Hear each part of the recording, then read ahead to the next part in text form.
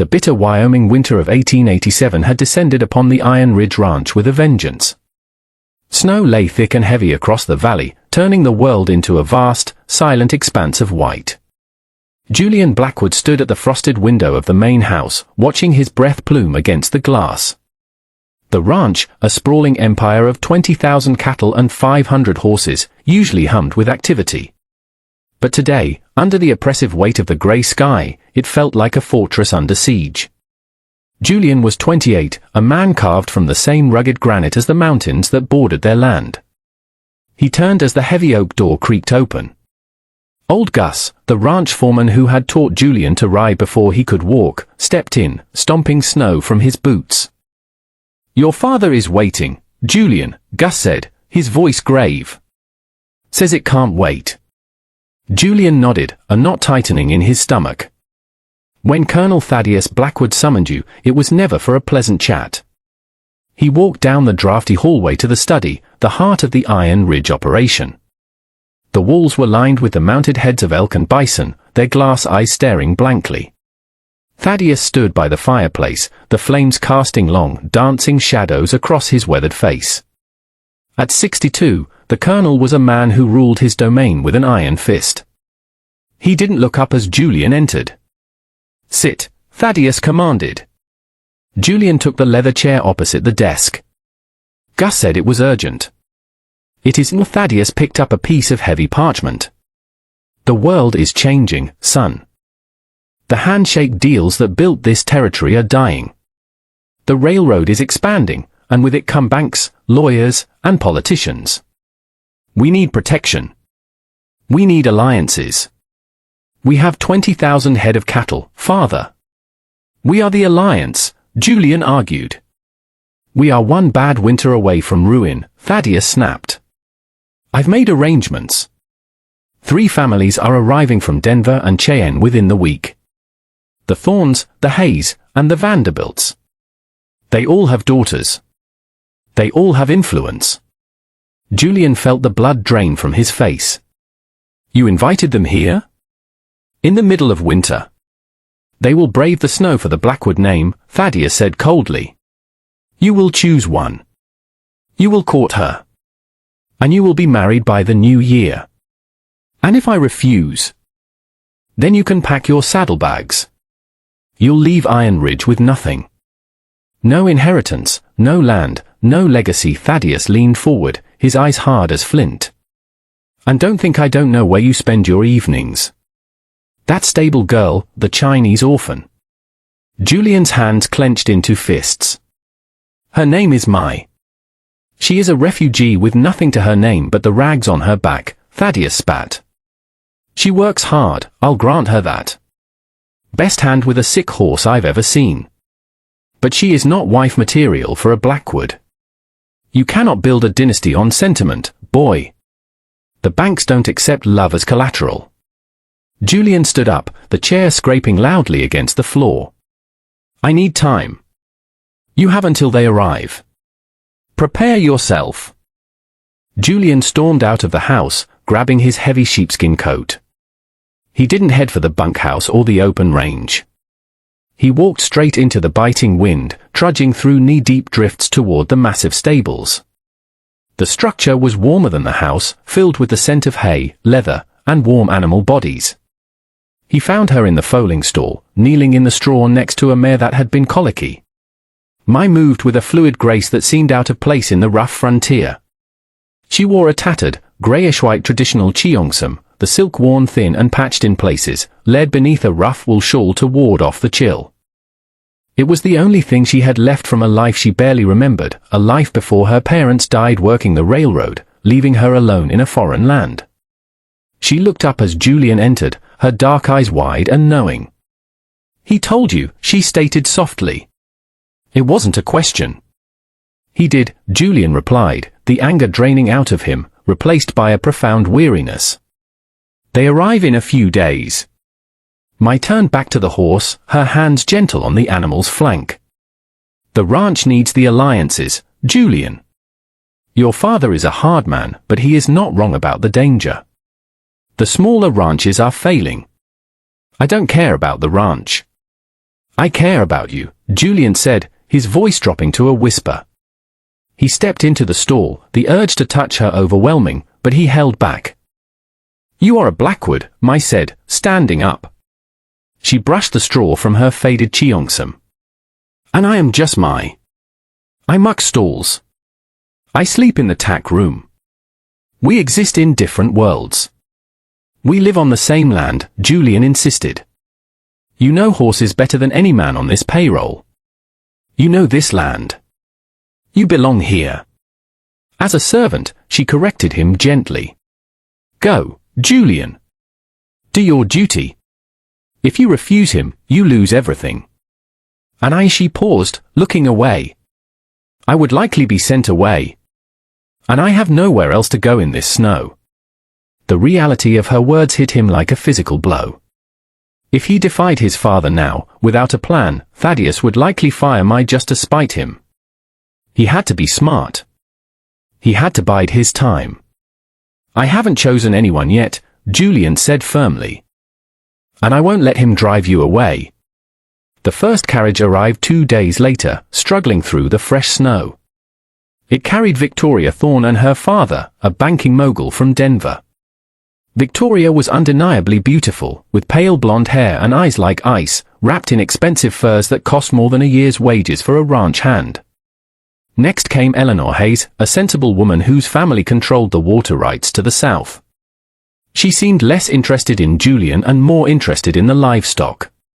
Finally, the Vanderbilt carriage arrived, bringing young Sophia, a girl who looked terrified of the open sky. The dinner that evening was an exercise in torture. The dining room blazed with candlelight, the silver polished to a mirror shine.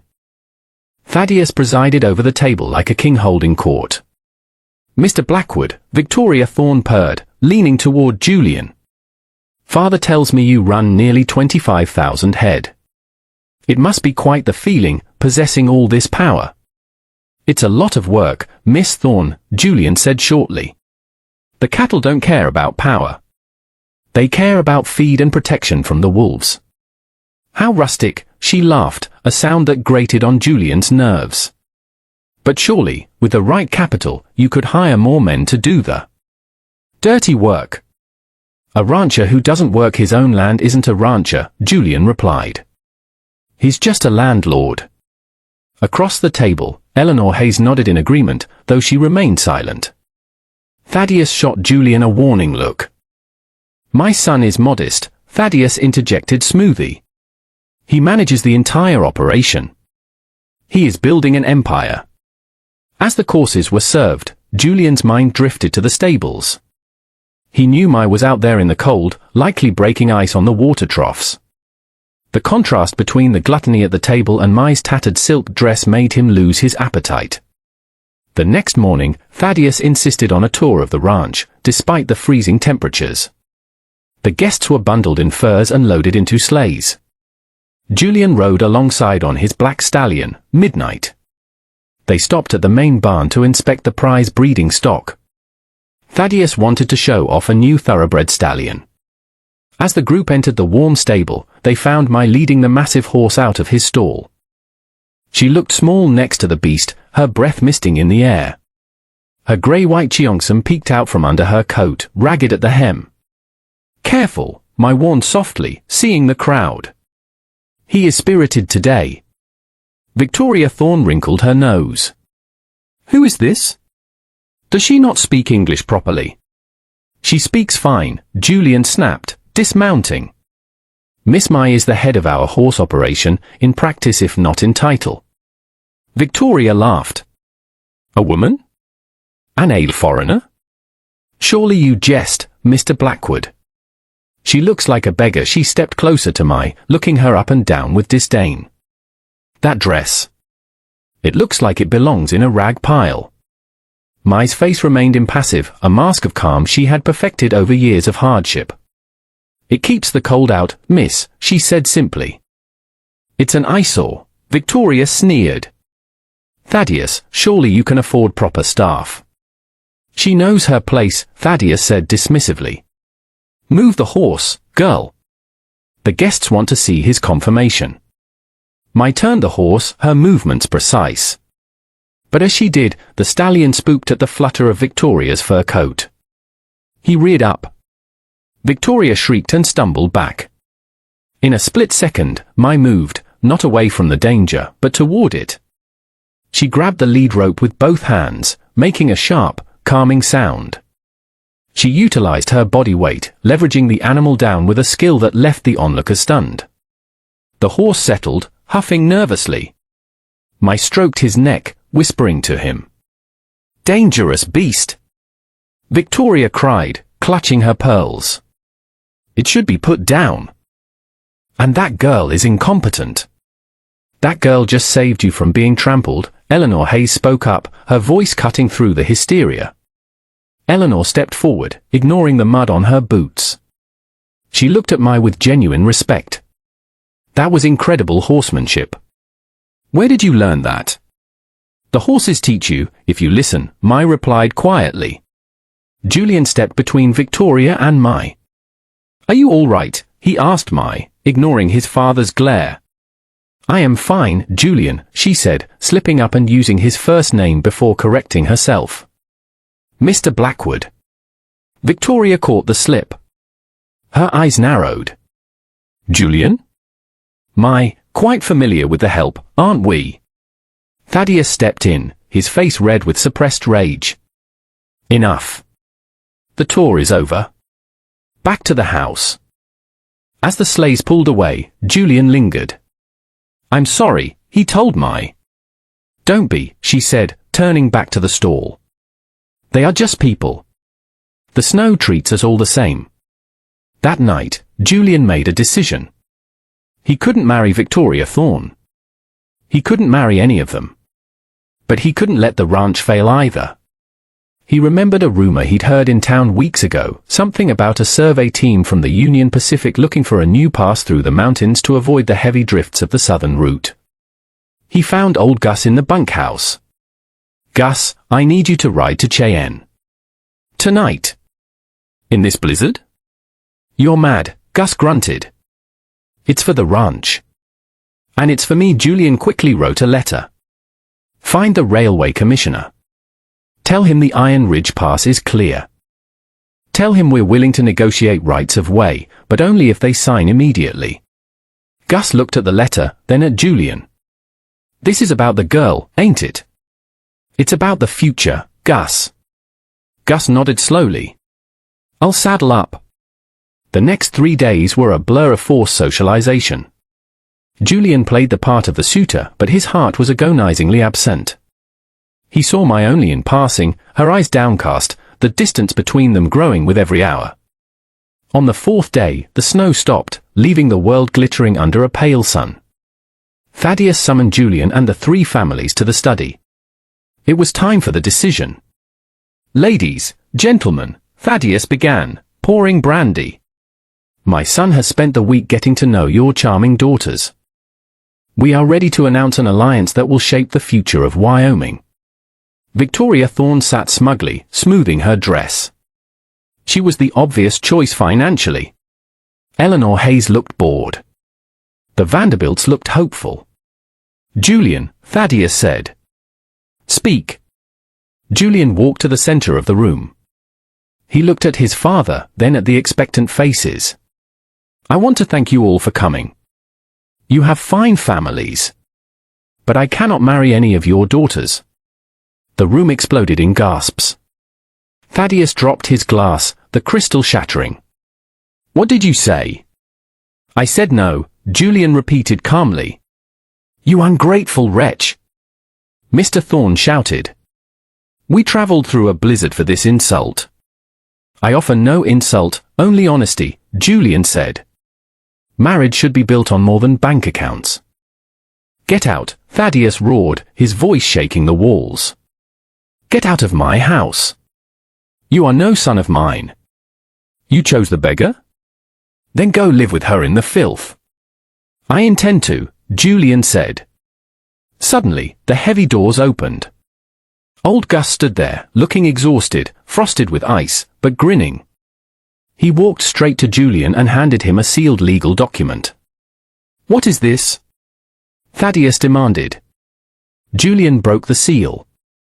This, he said, scanning the paper, is a contract with the Union Pacific Railroad. Gus rode to Cheyenne and back. They've been looking for a winter route. Our northern pass is the only one stable enough. They are paying us a fortune for the right-of-way, father. Enough to secure the ranch for the next 50 years without a single loan from a Denver bank. Silence fell over the room. Mr. Thorne's face went purple. You went behind our backs. I secured my own future, Julian said. He handed the paper to his father. Read it. Thaddeus read the figures. His eyes widened. It was more money than all 3 dowries combined. The ranch is safe, Julian said. We don't need their money. And I don't need their permission. Julian turned to the families. My foreman will escort you back to town when you are ready. Safe travels. As the outraged guests stormed out to pack their bags, Thaddeus sank into his chair. He looked at the contract, then at his son. You risked everything on a gamble. I learned from you, Julian said. But I'm not you. I won't sell my happiness. And the girl? Thaddeus asked quietly. I'm going to ask her to marry me. Today.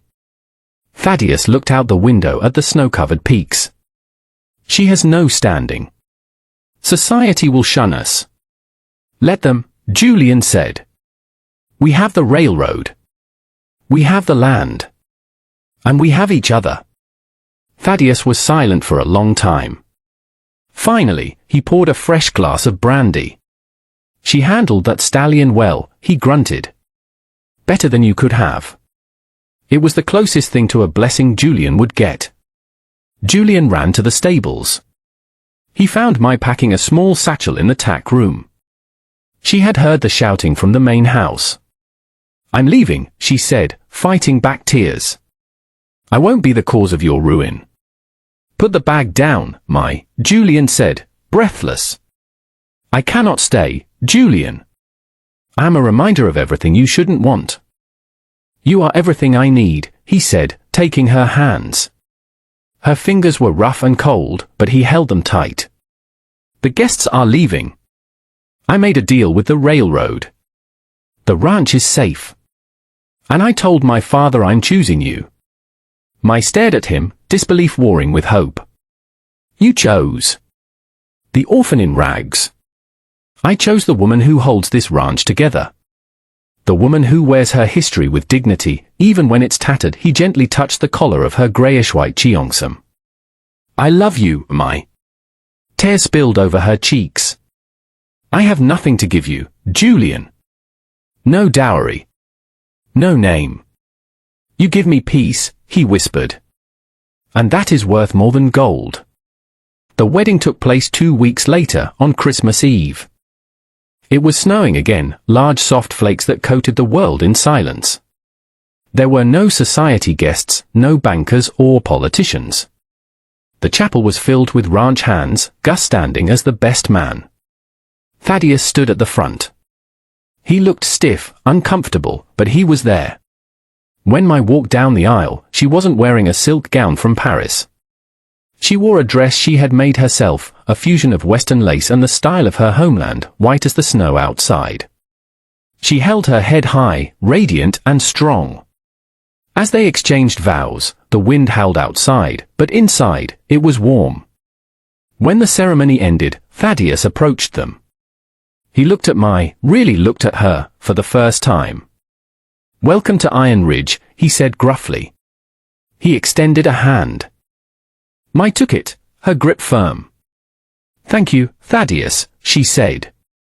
That evening, as the celebration continued in the bunkhouse with fiddles and laughter, Julian and Mai stepped out onto the porch. The snow had stopped, and the moon illuminated the vast, white valley. Are you afraid? Mai asked, leaning into him. People will talk. Let them talk, Julian smiled, wrapping his coat around her. They'll say the rancher's son married a queen in rags. And what will you say? I'll say I married the only woman who could tame the winter. They stood together, watching the moonlight glitter on the snow, ready to face the future. It would be hard work. There would be judgment and whispers in town. But as Julian looked at his wife, standing proud in the face of the elements, he knew he had made the only choice that mattered. The cold could not touch them now. The story of Julian and Mai reminds us that the true value of a person is never found in their bank account, their lineage, or the clothes they wear. While society often judges based on surface-level appearances, like a tattered cheongsam or a lack of family name, true nobility is found in character, resilience, and the willingness to work hard for what you love. Julian demonstrated immense courage by rejecting the easy path of a convenient marriage, choosing instead to honor his heart and recognize the worth of a woman who had nothing but her integrity to offer. In doing so, he proved that love, when combined with perseverance and a little bit of ingenuity, can overcome even the harshest winters and the sternest disapproval. It teaches us that we must be brave enough to write our own stories, rather than let